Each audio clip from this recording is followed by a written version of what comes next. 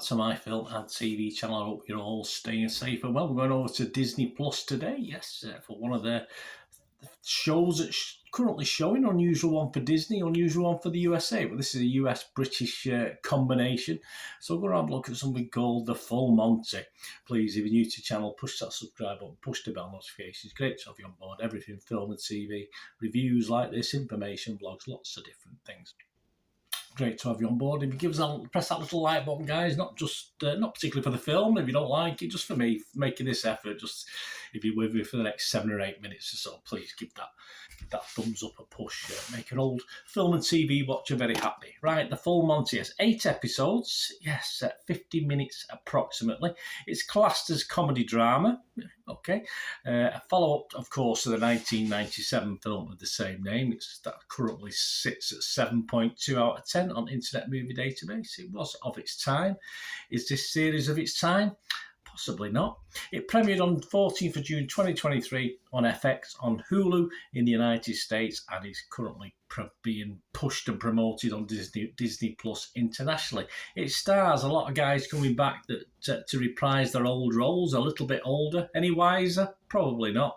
Robert Carlyle as Gary, Mark Addy as Dave, Leslie Sharp as Gene Horsfall, Hugo Spear as Guy, Paul Barber as Barrington, Steve Hulston as Lomper, Paul Clayton as Dennis, and Tom Wilkinson as Gerald. So lots of different ones as well.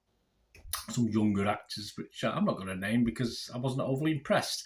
But, you know me and young actors, they have to be half decent.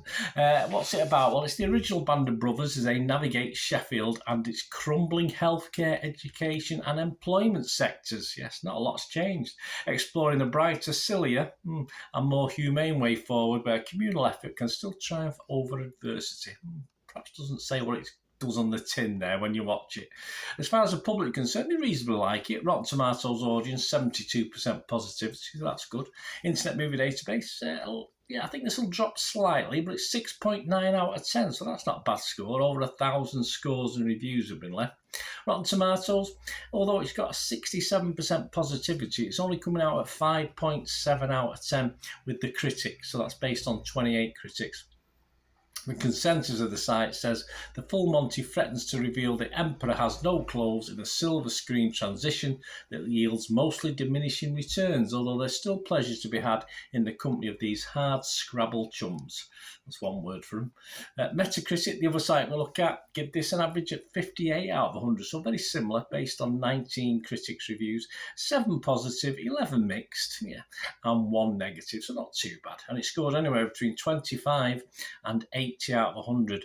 Old Lucy Mangan from The Guard, young Lucy Mangan, that's just something to say, it doesn't mean anything. She gave it 40 out of 100 and said, boring. It feels neither as real nor as uplifting as its progenitor. Progenitor, there's a good word, I've not heard that one before. Showing us less of the characters, society, the deep malaise and human potential than before. Yeah, it never really builds on what made the original film a film of its time. As I said before, this doesn't, for me, I only live just across the Pennines, about 40 miles, 45 miles as a crow flies.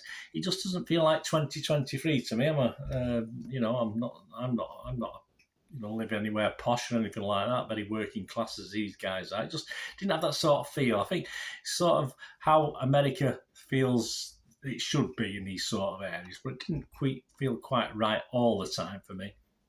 Chicago Sun-Times is Richard Rupert. Let's have a look at American view of this. He gave it 50, so not great. He said, despite a few mildly funny escapades, the best efforts of that most welcome returning cast and some crisp and insightful writing from the original Full Monty scribe and co-writer Nutter, The Full Monty is on balance a dark and gloomy slog that I was wondering if we might have been better off just imagining how these characters' lives were going to turn out rather than seeing the often depressing reality. Yes, it did need to be a little bit lighter in parts, as it mainly will be where this drama is set. People make the most of things, as some of these characters do, but not enough for me.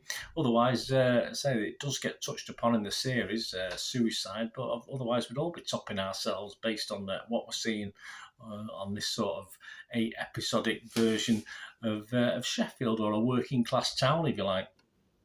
The Boston Globe's Matthew Gilbert, again an American point of view, give it 80. He said there are moments when the full Monty veers a little too close to schmaltz, but it never succumbs. It's a bittersweet look at the British working class, elevated by a charismatic cast and a tone that, even amid the personal pain and systematic failures, is tinged with optimism. Is this what the US think working class are? Well, there's elements, but most of these buggers are not working class. They don't work, but hey, that's another story, isn't it? Right, my thoughts, guys, before we go. The big problem for me with this, and I think the word boring was used before, wasn't it, is there's just not enough in this for 8 episodes. The acting particularly grated. The acting from the younger element, who I've not named, is brave, but generally poor for me. And the stories and subplots lack a little bit of real bite and even at times poignancy, although we do have a death of a main character. It never quite hits home. The humour occasionally, very occasionally, works from time to time, very intermittent. And for every likeable character, and there are 3 or 4, there's an unlikeable one or just one that's boring to watch or listen to.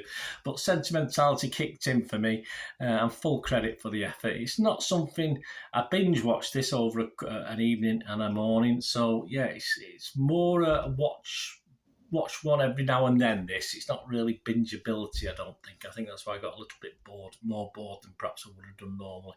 But sentimentality kicked in, full credit for the effort.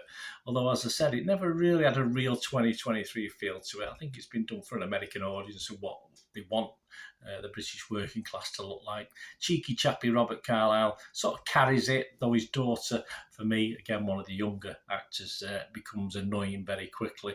And Mark Addy is a good watch until he becomes a little bit of a sulk later in the series. But yeah, it was okay. Nothing special, I'm going to say, on this one. But I will give it... Yeah, I'm going to give it a 6 out of 10. I've been generous. I was hovering around 5, but I thought just for old time's sake, I'll give it a 6 out of 10. But as I say, it's just a bit too long. And don't try and binge watch it, because you probably will get a little bit bored. Rotten Tomatoes, I would probably class it as fresh rather than rotten. And of course, on Metacritic, I would have to be mixed on it. So there's some okay bits, but I just get a version. This is deliberately been made for an American audience. But having said that, I can't really see what an American audience would get it out of this. Although some of the American critics were quite kind to it, so quite unusual, but an interesting watch. But say I'm not. It finished. It didn't finish setting up a series 2. Whether there will be a series 2, I'm not too sure. Will I hang on the edge of my seat waiting for it? Probably not. But it's okay. I say I'm being over generous with the 6 out of 10. I'm usually mean, but I'll give it a 6 out of 10 for the homage to the original, and probably Robert Carlyle, who I've always liked anyway.